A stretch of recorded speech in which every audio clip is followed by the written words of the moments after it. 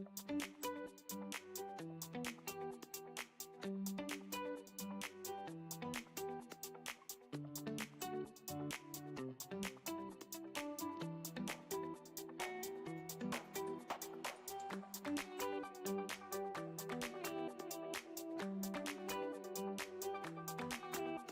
don't know whose microphone was fell down.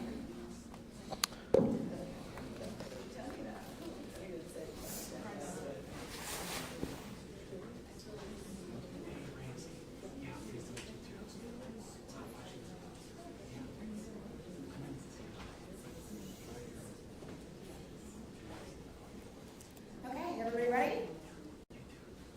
I will take that as a yes. Thank you all for joining us today. My name is Meredith Cunningham. I am the Senior Media and Community Relations Manager for Covenant Health. Covenant Health is part of the Providence family. This is a press conference held today jointly with both Covenant Health and the City of Lubbock Public Health Department. Here to speak with you is Dr. Laura Johnson. She is a pediatric hospitalist as well as our Chief Medical Officer for Covenant Health Lubbock Service Area. Along with her is Dr. Amy Thompson, who is also a pediatric hospitalist. She is the Chief Executive Officer for Covenant Health Lubbock Service Area. Can you all hear okay? Okay. They have a statement that they are going to read, and then we will have time for questions and answers. Please keep in mind that there might be some answers that we're unable to provide today, of course, because of patient privacy and HIPAA laws. Right after this, we will be holding a prayer service across the lobby in our chapel. Everyone is welcome to join us. And before I hand it over to Dr. Thompson, just want to make sure everyone's phones are silenced, please. Thank you.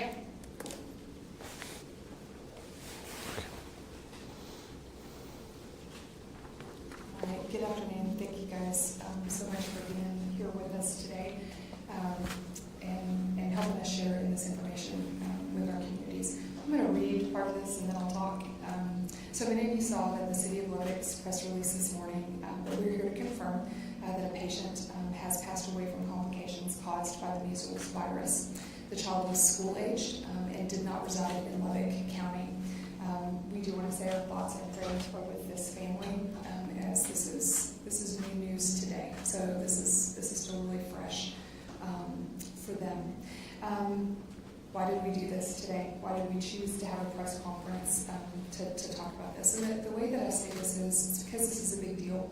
And we have known that we've had measles in our community. We are now seeing a very serious consequence of what happens when we have measles in our community. And so we just feel like it's our obligation. I will tell you, actually, I'm the Chief Executive of 4 Covenant Hospitals here in Lubbock. But what I really am is a pediatrician. So I was a pediatrician for many years before I was a hospital administrator. And so this hits very close to home for us just because of our love for children. So as of today, more than 20 patients have been admitted to the Covenant Children's Hospital. We have several of those who have required intensive care as a result of having the measles. And as you can see from today's news, this virus can have severe and deadly consequences.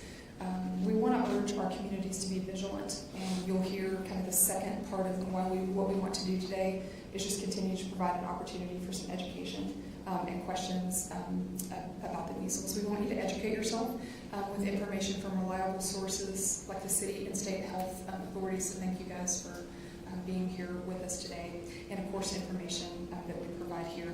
We also want to continue to emphasize that vaccination is the best way to prevent the spread of this virus and to prevent the severe complications. Dr. Johnson, who is our Chief Medical Officer, will share some of the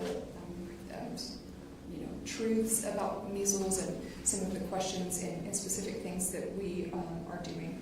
And so we did want to put on the screen, because we know that vaccination is the best way to prevent these complications, we just wanted to put dates and times that the City Health Department is holding their vaccine clinics.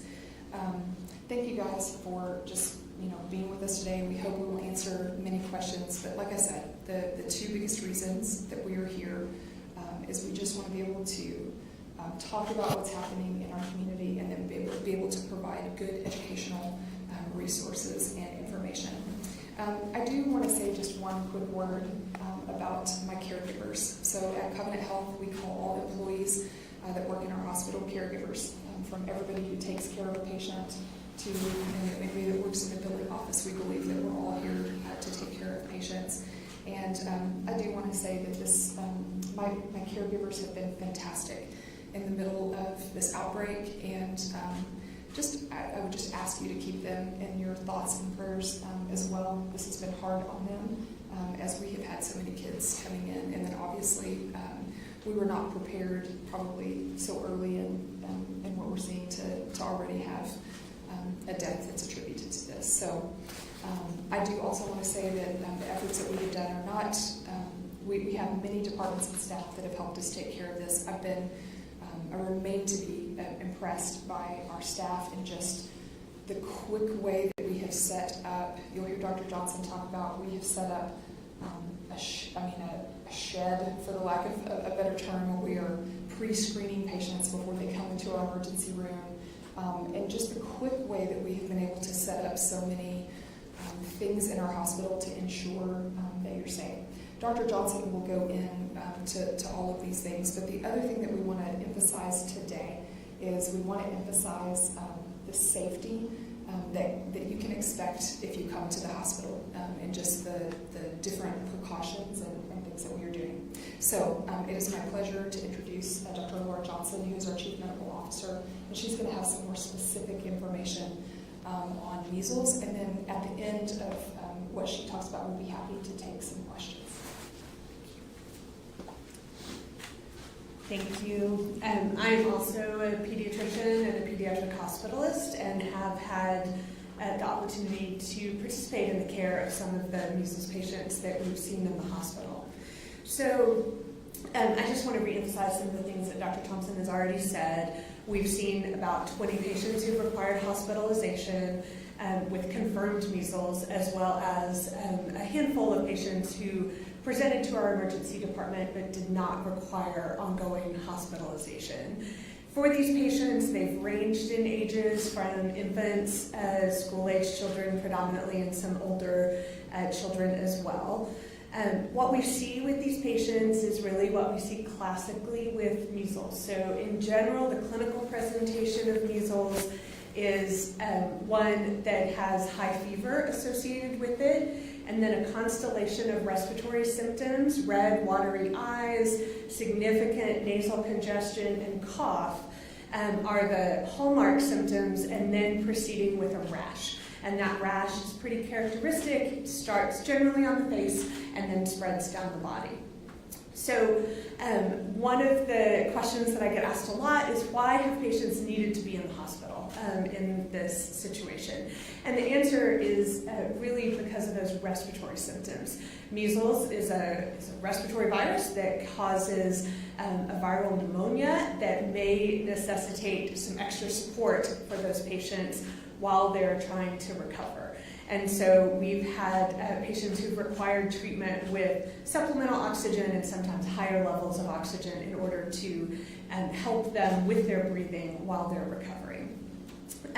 Measles is an incredibly contagious virus. So one of the reasons why we see an outbreak situation is because measles is very contagious and spreads really easily among those who are susceptible or who aren't immune.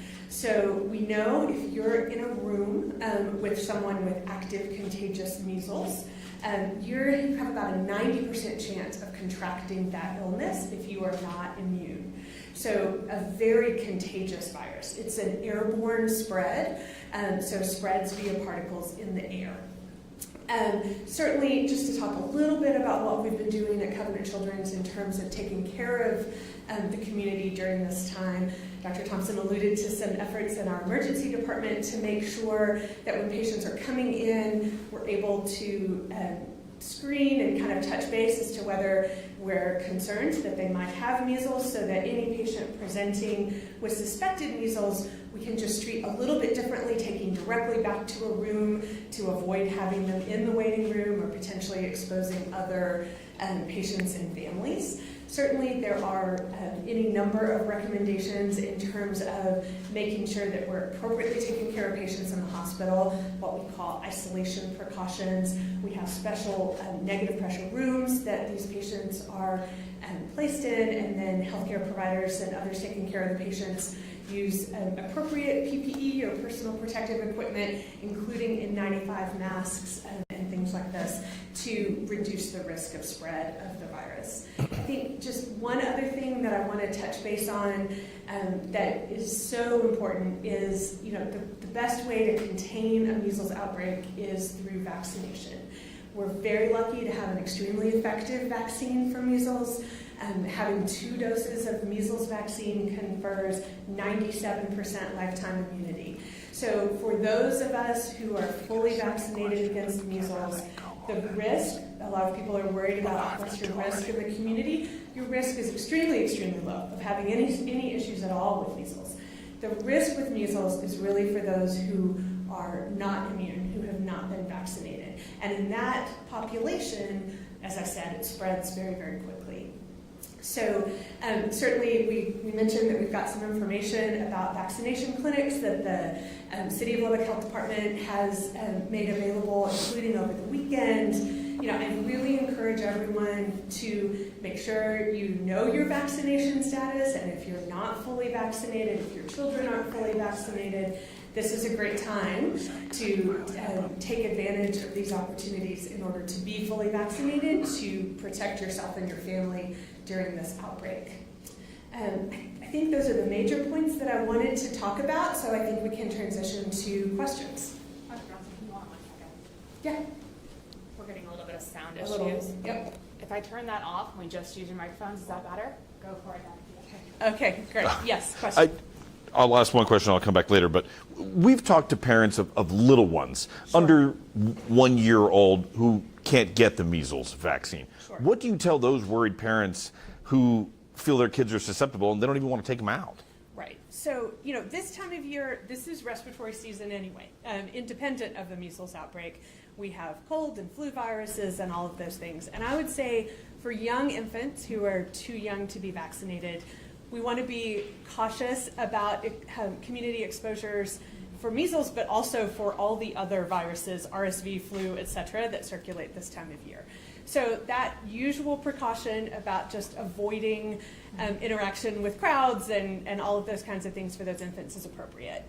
Now, I do think it's important to communicate with your physician for infants, especially 6 to 12 months. So that population is a little bit different, only because we can, in certain contexts, give the measles vaccine early. That's a conversation to have with your pediatrician. It's not been universally recommended yet for all the areas that are impacted by the outbreak, but it is a conversation that can happen.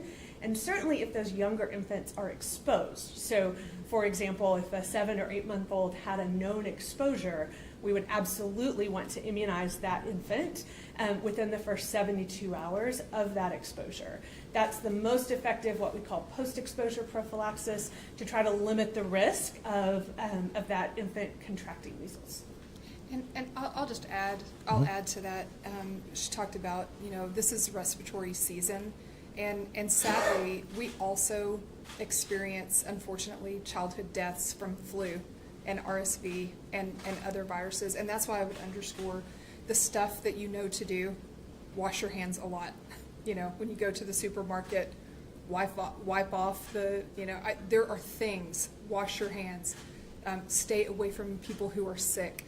Like some of those things, because we're talking today specifically about measles, but unfortunately there are also deaths that happen from some of these other common viruses as well. What was the age of the child who passed, and did they have other comorbidities? So I can't get into specific details about the patient. I can tell you the child was a school-age child. But other than that, I really can't get into any further details. Based on the numbers of measles, and you have one death now, was it inevitable that you would see a death here, and do you think that there could be more? I think what we need to know about measles is a very severe illness that has a mortality rate of about 3%. And so knowing that, when we have large outbreaks, unfortunately, statistically, there's a significant risk of having a death. I certainly hope we don't see any more, but I think we're fairly early still in this outbreak. This has been going on about 4 weeks. We see the numbers increasing pretty dramatically with each update. And so, I think we're just going to have to see what happens. And Yeah. also, as sad as it is, can you paint a picture of how serious it is? A lot of people think measles is a lot of spots and a fever. Sure. But really, if you could describe what it's like to die from measles, or can you not breathe, or the swelling, can you explain how difficult that is, how dangerous it is? Sure. First of all, measles is a deadly virus, as we just talked about. So measles can be very dangerous. The predominant issues that we talk about, and certainly that have led patients to be admitted to the hospital, are those respiratory issues. And so that is a frequent cause of death. There are also neurologic issues that can happen acutely, encephalitis, swelling of the brain, blindness, other issues along that line that can also be a part of acute measles. And then what we don't talk about as often because it's something that happens after, but there is an additional neurologic complication that occurs years later after measles infection. That is a fatal neurologic complication that can occur 7 years after the initial infection. So measles is very serious. There are lots of childhood rashes and fevers, and as parents, we all know that our kids get these here and there.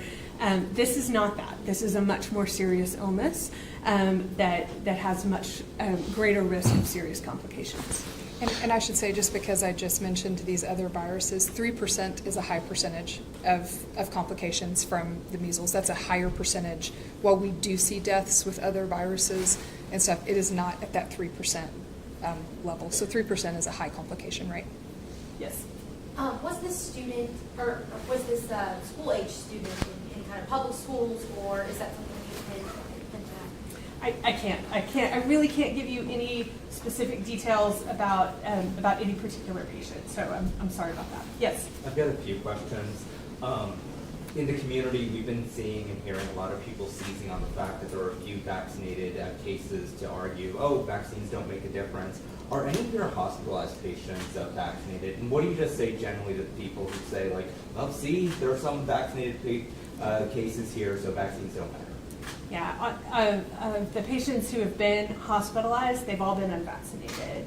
And I think it can be hard in the midst of an outbreak when we're hearing a lot of information, and when sometimes people may report that they've been vaccinated, and how certain are we of that? What I would say is the best data really speaks to the overall vaccine efficacy, which is 93% for one dose and 97% for two. And I think that, that's an important thing to hold in our hands about how well the vaccine works, knowing those numbers. And then what would you say to people who say that the outbreak in Texas isn't unusual, that measles outbreaks happen every year in America? Sure. So I graduated from medical school in 2002. And when I graduated from medical school, I was confident I would never see a measles outbreak unless I chose to work internationally, because at that time we were confident that we'd eradicated measles from the United States and had really gotten to a point where we just didn't see these kinds of outbreaks happening. Obviously, that has changed over the last 20-something years, and so we do see outbreaks more frequently, but that is related to how much we're vaccinating our population. When we think about vaccine-preventable illnesses, they're only preventable if we have adequate vaccination rates. And as we see those rates start to decline, across the nation, then we'll see more outbreaks. Because if you have high vaccination rates, then even when you do have a case here or a case there, or a little outbreak here or a little outbreak there, it can't spread. Because you have this cocoon of non-susceptible individuals who are vaccinated, and therefore the virus doesn't go anywhere. When you have individuals who aren't immune, then that gives the virus the opportunity to spread really rapidly. So it is different. It is different than it was 20-something years ago. We are seeing more of these outbreaks. For sure. And lastly, were you involved at all in the care of this patient who died? I was not involved with this particular patient, but I have seen some of the other measles patients that we've cared for. Yes? Of all the patients that you've seen, hospitalized and just coming to visit for checkups with measles, are you seeing more severe cases in unvaccinated people? Yes. So, in general, almost all the cases are in unvaccinated people. I think it's important to kind of hold that, not only the hospitalized cases, but even the cases just in general that have been reported. So measles cases in vaccinated people are extremely rare. And I can't speak to the reports of individuals who may have been vaccinated who may have tested positive. So I can't get into that, but I think it's just important to recognize that measles in someone who's vaccinated is an extremely unusual occurrence. Just to follow up here, HHS Secretary RFK Jr. was at the White House speaking today and mentioned the outbreak here in West Texas, but he also said that a majority of the hospitalizations were for quarantine. You're making this sound, they're not quarantining here, are they? So we don't They're getting hospitalize treatment. patients for quarantine purposes. So quarantine, certainly if you've had an exposure, there are indications to quarantine in the context of measles, but that quarantine is not something that would happen in a healthcare facility. We admit patients who need acute supportive treatment in our hospital. So if they're here, they're getting, tell us again, what kind of treatment? So that generally, it's what we call supportive care, which is primarily because of the respiratory issue is going to be respiratory support. So supplemental oxygen, maybe high flow oxygen, escalating that support as needed. Most of the time patients are certainly have high fevers. We're going to give medicines for the fever. They may need IV fluids and support in that fashion because they're not feeling well and ill. And then obviously depending on the complications, there may be other things that are needed. Yeah.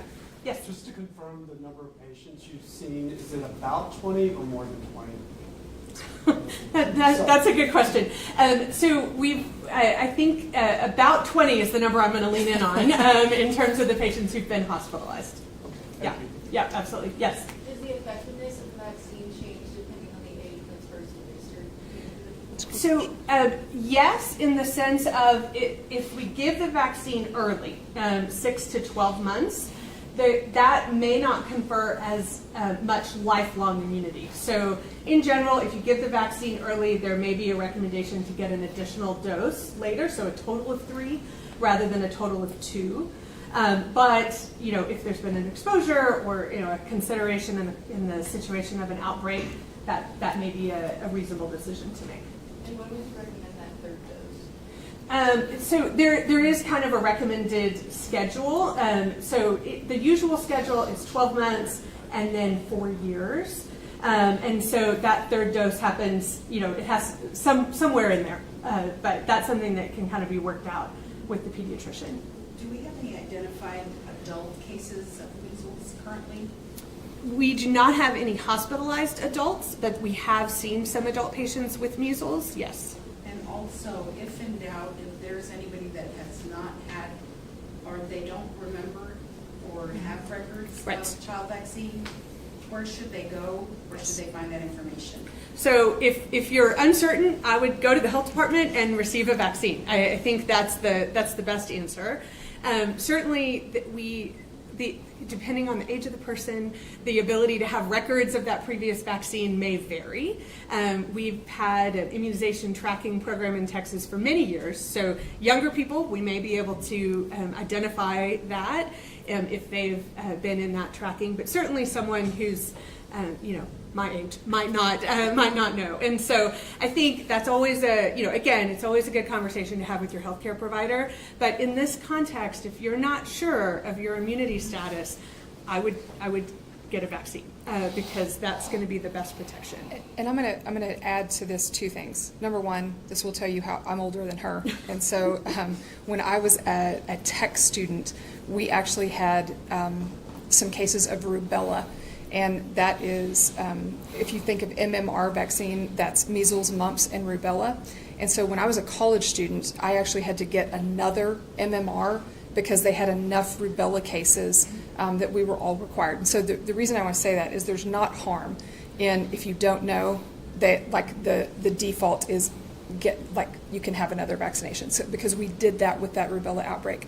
The other year, and I'm looking to you and you to make sure that this is right, but there is a year if you were vaccinated before, and I think it's 1957. Is that 57? Okay, if you were vaccinated before 1957, you should absolutely talk to your physician to make sure that you 67, not 57. Yeah, if you were Okay. born before Thank you. 1957, then you probably had measles because that was when we didn't have vaccination, and Okay. so there is that. Almost everyone born before 1957 has immunity because they had measles when they were young. There was a period of time with vaccination that was perhaps just different than our current vaccine, so there are those considerations. Yeah, thank you. I wanted to make sure I had that right. You talked about safeguards, your Yeah. hospital.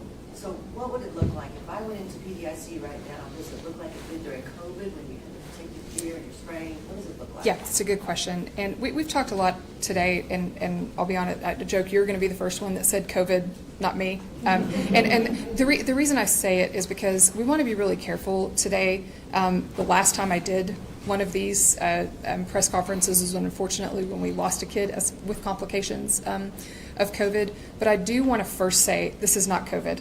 And that's a super important thing to point out. This is a whole different thing than what we were seeing in the COVID epidemic. You're going to hear some of the similar things, but it's a very different thing because this is a vaccine preventable disease that we had eradicated, and you also treat differently than what was happening in COVID. And so, like, you were getting questions, about like, should everybody be masking? Well, I mean, the reason that the answer to that is no is because if you have the vaccine, you're not going to get the measles, and you're not going to be somebody who's going to give it. And so it's just a different context. But the answer to your question is we've got safeguards. I actually see some of our folks from Covenant Medical Group that are here with us. Even in the clinic setting, we have things set up as this measles outbreak that, like, I'll give an example. At our urgent care centers, we're asking patients if they have some of these symptoms to stay in the car, and then we're coming out and doing those things. We talked about this shed that we have at the Children's Hospital where we're screening everybody that walks into our emergency room, and if we see anything that looks like this, then we are taking them directly to a room. We're putting masks on, and then Dr. Johnson talked about this negative pressure. And so what the negative pressure rooms do is allow you to not allow any of that infected air, essentially, to go out of that room. And so it's on a separate kind of system that's going to take that air in a different way. So we have all of those things. We did use, for whatever it's worth, negative pressure rooms and things in COVID. So that's where we have the technology to set the rooms up. We have, over 20 rooms at this point that we have went ahead and set up at the Children's Hospital, because if we have more patients, we want to make sure that we're set up for those patients in negative pressure rooms. I'll tell you the one thing that if I wanted to compare it to COVID, what is my number one concern? And one of the things we want to make sure that we communicate today. During COVID, one of the things that I saw that distressed me the most is people who were choosing not to come in for health care because of fear, if that makes sense, like of coming to an emergency room or something like this. And I want to make sure that we get the message out today. Like, we have precautions in place. If you are vaccinated, you are protected. And this is not the time to not bring kids in for other care. So if you have a kid who is having an asthma exacerbation, it is safe for you to come to the hospital. We're going to have a process where we can, do the screening. And even if you're admitted to the hospital, you're in a safe environment where you're not going to contract the measles by just being in the hospital, if that makes sense. And that's an important part that I did see during the COVID epidemic, was people afraid to come in. And so that's an important thing for us to point out, that we've put safeguards in place. You're wearing protective gear, so are you wearing? We are. And that's those isolation precautions that we talk about. And so there's different isolation precautions based on how something is contracted. And so there's some things that are contact isolation. So if you touch something that someone has breathed on, essentially, that have had spittle on, you can contract that way. There's some respiratory things. There's airborne. There's some different ways that you can contract. So based on measles, we have you on specific isolation that includes negative pressure and includes masking, and we talked about the N95. So we have specific isolation requirements that we do specifically for measles. And I'll contrast it with RSV, which I've already mentioned today. that's different precautions than we would put you on if you had RSV. So we're very specific to those viruses in terms of how we isolate you. And while it's not COVID, it is 12 to 18 times more infectious, is that correct? I don't know what the 12 to 18, I don't know if that's, but the answer is it's one of the most, measles is one of the most infectious agents that we know. So I don't know if that's the actual number, but it's very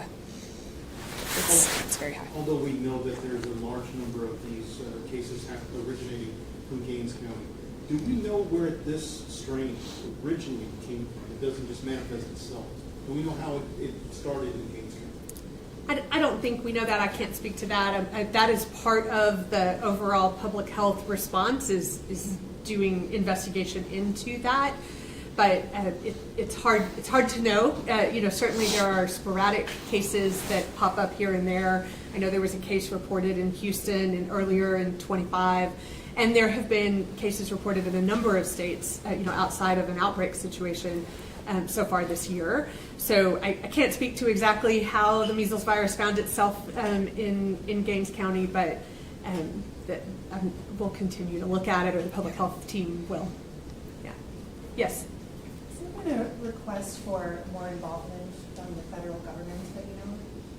So, I would really lean in on our partnership with the local, state, and federal health authorities. So we've had good communication with our local health department.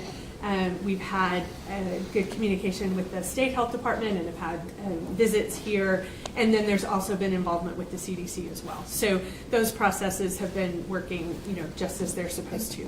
Talk about the calls that y'all, like, not only is communication, but like there's calls that you guys are getting on. Sure, yeah. So both kind of through all those levels, we've had communication that, has not just been a phone call here or there, but organized calls to make sure that calls for providers, calls for the hospitals, calls, communication across all the different stakeholders to make sure that we're all communicating. And as we're identifying additional needs or resource needs, we're able to raise those to both the local and the state authorities to assist with that. Do you think there should be more federal involvement at this point? I think from our perspective here locally, things are going about as well as they could be in this context, and I think we've been very appreciative of the collaboration with the health departments, both locally and at the state level. Yes. I'm hearing from health officials in other cities that they were told to put a hold on sending vaccinated cases to the state health officers, and it's created somewhat of a delay for them. Is that something you all are experiencing here? I'm not sure. Maybe could you clarify what you mean about vaccinated cases? I'm not sure. The cases that come up in people who are already vaccinated, other officials have said that the state health offices are putting a hold on sending those results over to them, but y'all are sending over the unvaccinated results. Is that how? I don't believe so. No, I mean we're testing as indicated by the clinical findings. And collaborating with the local and state health departments to run those tests and get the results. So I'm not aware of any concerns with that. As I understand it, no vaccine is 100% effective.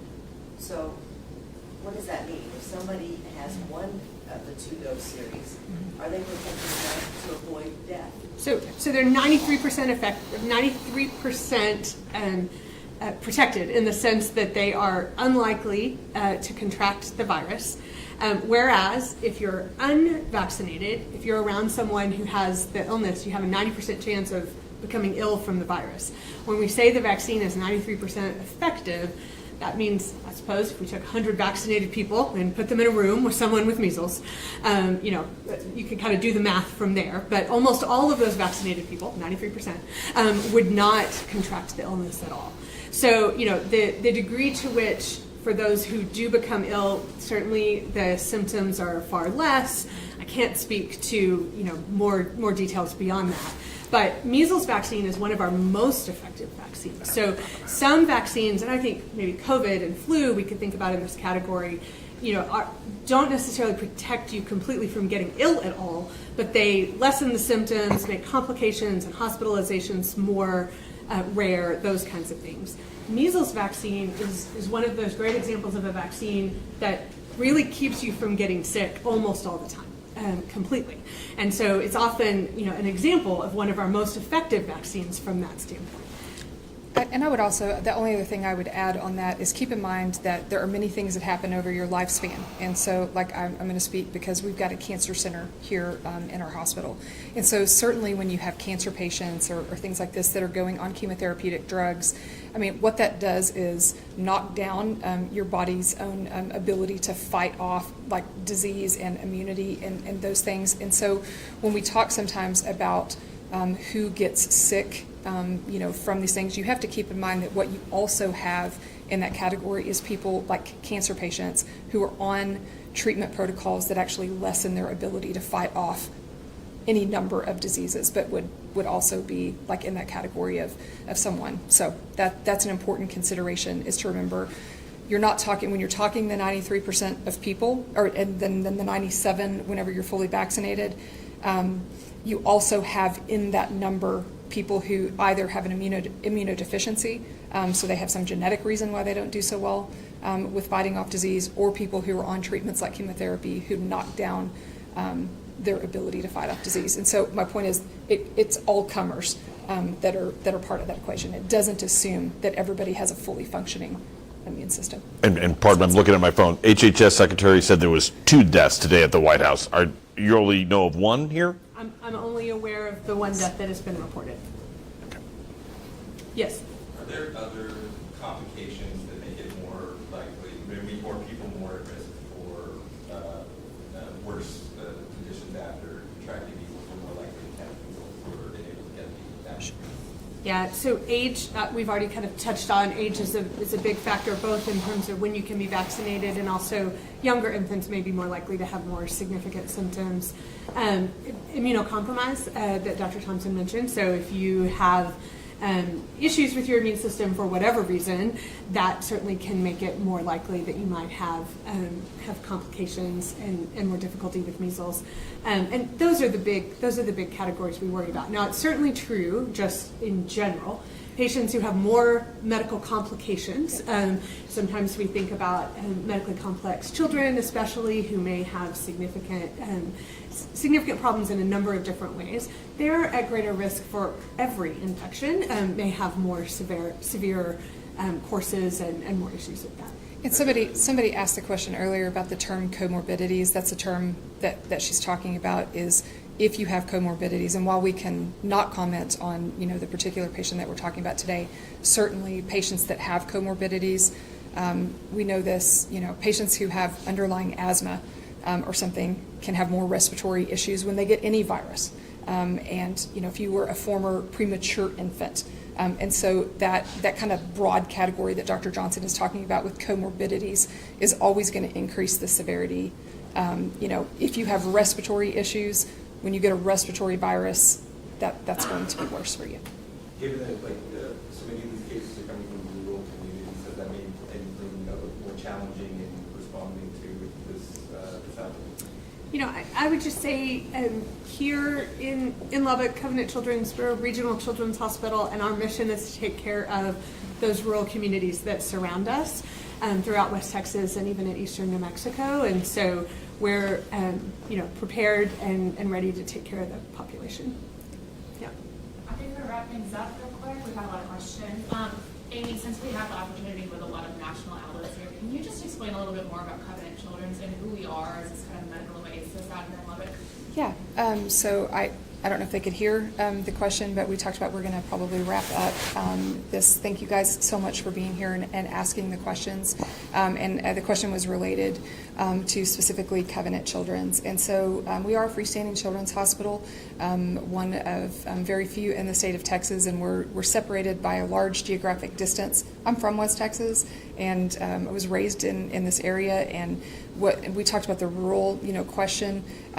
Everybody that's in Lubbock understands. My grandmother used to talk about coming to town And what she meant was that we were going to go to Lubbock because this is the place that houses a lot of, shopping. I think we joked we have the most restaurants per capita or something. I think we're like in the top of this in the United States, but also on the health care for that. So Covenant Children's is a separately licensed children's hospital where we do take care of women and children specifically.